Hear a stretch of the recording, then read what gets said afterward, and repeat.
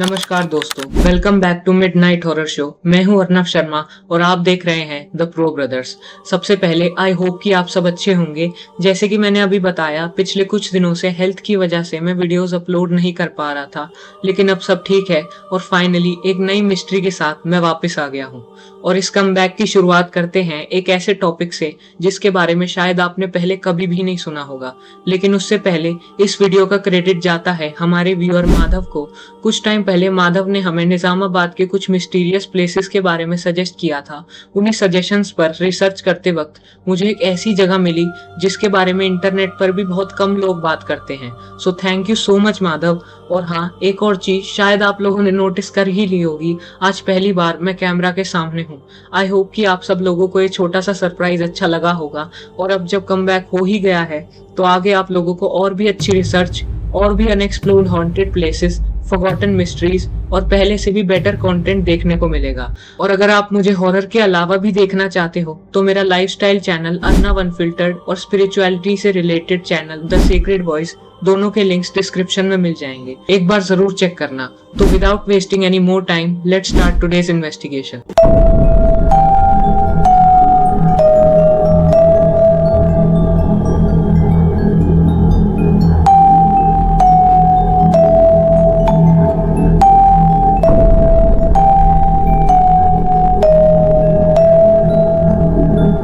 आज हम बात करने वाले हैं निजामाबाद की एक ऐसी जगह की जिसके बारे में शायद आपने पहले कभी भी नहीं सुना होगा।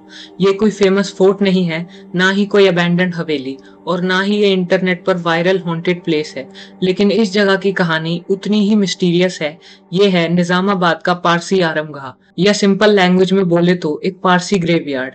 अब अगर आप पहली बार पारसी आरामगाह नाम सुन रहे हो तो टेंशन मत लो। सबसे पहले समझते हैं कि आखिर पारसीज होते कौन है। पारसी कम्युनिटी असल में पर्शिया यानी आज के ईरान से इंडिया आई थी। कई साल पहले रिलीजियस परसिक्यूशन की वजह से उन्होंने अपना देश छोड़ दिया और इंडिया में आकर बस गए, और धीरे धीरे ये कम्युनिटी इंडिया का एक इम्पोर्टेंट हिस्सा बन गई। बिजनेस, एजुकेशन, साइंस, इंडस्ट्री, हर फील्ड में पारसीज का कंट्रीब्यूशन बहुत बड़ा रहा है। लेकिन हर कम्युनिटी की तरह इनके भी अपने कस्टम्स और ट्रेडिशंस होते थे, और उन्हीं ट्रेडिशन से जुड़ा हुआ एक नाम आरामगाह। आरामगाह का मतलब होता है एक ऐसी जगह जहां उन लोगों की याद हमेशा के लिए संभाल कर रखी जाती है जो इस दुनिया को अलविदा कह चुके हैं। और निजामाबाद में भी एक ऐसा ही आरामगाह हुआ करता था। आज से कई साल पहले निजामाबाद में लगभग 40 से 50 पारसी फैमिलीज रहती थी।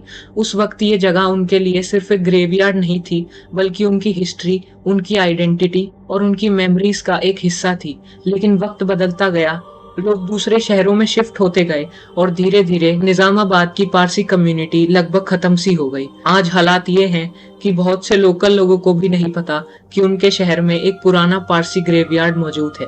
और शायद यही इस जगह का सबसे बड़ा मिस्ट्री पॉइंट है। एक ऐसी जगह जो सालों से वही है लेकिन लोग उसे भूल चुके हैं। रिसर्च के दौरान मुझे एक इंटरेस्टिंग इंसिडेंट पता लगा। एक फोटोग्राफर जो इंडिया के पुराने पारसी आरामगाह को डॉक्यूमेंट कर रहा था, उसने डिसाइड किया कि वो निजामाबाद के इस आरामगाह को भी ढूंढेगा। लेकिन जब उसने लोकल लोगों से एड्रेस पूछा तो लगभग 20 से 30 लोगों में से किसी को भी इस जगह के बारे में नहीं पता था। किसी ने कहा यहाँ ऐसी कोई जगह ही नहीं है, किसी ने बोला हमने कभी नाम ही नहीं सुना, और कुछ लोग बस मुस्कुराकर आगे बढ़ गए। सोचिए, एक ग्रेवयार्ड जिसके बारे में उस शहर के लोग भी नहीं जानते। ये बात सुनते ही मेरी क्यूरियोसिटी और बढ़ गई। काफी ढूंढने के बाद पुराने रिकॉर्ड्स और गूगल मैप्स की हेल्प से वो फाइनली इस लोकेशन तक पहुंच गया। लेकिन अंदर का सीन देखकर वो खुद भी हैरान रह गया। कभी जिस जगह पर पारसी कम्युनिटी अपने लोगों को आखिरी विदाई देती थी, आज वहां सिर्फ कुछ ही ग्रेव्स बची हुई हैं।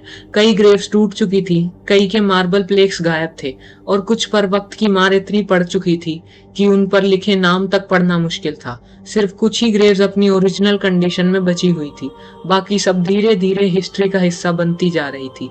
लेकिन कहानी यहाँ खत्म नहीं हुई। रिपोर्ट्स के मुताबिक इस जगह के आसपास एनरोचमेंट भी हुआ था। कचरा, प्लास्टिक और जलाए हुए मैट्रेसेस तक वहां देखे गए। एक वक्त था जब ये जगह एक कम्युनिटी के लिए बहुत इंपॉर्टेंट थी, और आज उसी जगह की देखभाल करने वाला शायद कोई भी नहीं बचा। और ऑनेस्टली ये बात मुझे किसी भी हॉन्टेड स्टोरी से ज्यादा डिस्टर्बिंग नहीं लगी, क्योंकि कभी कभी जगह हॉन्टेड नहीं होती, उनकी हिस्ट्री अकेली छोड़ दी जाती है। अब सवाल ये उठता है, क्या ये जगह हॉन्टेड है सच कहूँ तो हमें इस बात का कोई वेरीफाइड एविडेंस नहीं मिला, ना कोई ऑफिशियल पैरानॉर्मल इन्वेस्टिगेशन, ना ही कोई ऐसा प्रूफ जो ये कंफर्म करे कि यहाँ कुछ सुपरनैचुरल होता है। लेकिन एक पुराना और वीरान ग्रेवयार्ड होने की वजह से इस जगह को लेकर लोकल लेवल पर अलग अलग कहानियां जरूर सुनने को मिलती हैं। कुछ लोग कहते हैं रात के वक्त यहाँ का माहौल बिल्कुल अलग लगता है, कुछ लोग बिना वजह इस एरिया में रुकना पसंद नहीं करते, लेकिन इन बातों का कोई ऑफिशियल प्रूफ अवेलेबल नहीं है, इसलिए हम इन्हें सिर्फ लोकल स्टोरीज की तरह ही देखते हैं। और शायद इसी वजह से मुझे ये टॉपिक इतना इंटरेस्टिंग लगा, क्योंकि हर मिस्ट्री के पीछे भूत होना जरूरी नहीं है। कभी कभी एक भूली हुई हिस्ट्री भी सबसे बड़ी मिस्ट्री होती है। एक कम्युनिटी जो कभी यहाँ रहती थी आज लगभग गायब हो चुकी है। एक ग्रेवयार्ड जो कभी यादों का हिस्सा था आज खुद लोगों की यादों से गायब हो चुका है। और शायद इसलिए निजामाबाद का ये पारसी आरामगाह आज भी खामोशी से अपनी कहानी सुना रहा है। अगर आप निजामाबाद या उसके आसपास रहते हैं और इस जगह के बारे में कोई ऑथेंटिक इंफॉर्मेशन जानते हैं या आपने कभी इस लोकेशन को विजिट किया है तो कमेंट्स में जरूर बताना। हो सकता है आपकी इंफॉर्मेशन इस मिस्ट्री को और अच्छे से समझने में हमारी हेल्प करे। अगर आपको आज की इन्वेस्टिगेशन पसंद आई हो तो वीडियो को लाइक जरूर करना, और अगर आप चैनल पर नए हो तो द प्रो ब्रदर्स और मिडनाइट हॉरर शो को सब्सक्राइब करना मत भूलना, क्योंकि ऐसे ही अनएक्सप्लोर्ड मिस्ट्रीज हम आपके लिए लेकर आते रहेंगे। मैं हूं अर्नव शर्मा और आप देख रहे हैं द प्रो ब्रदर्स। मिलते हैं अगली मिस्ट्री के साथ, तब तक स्टे सेफ, स्टे क्यूरियस।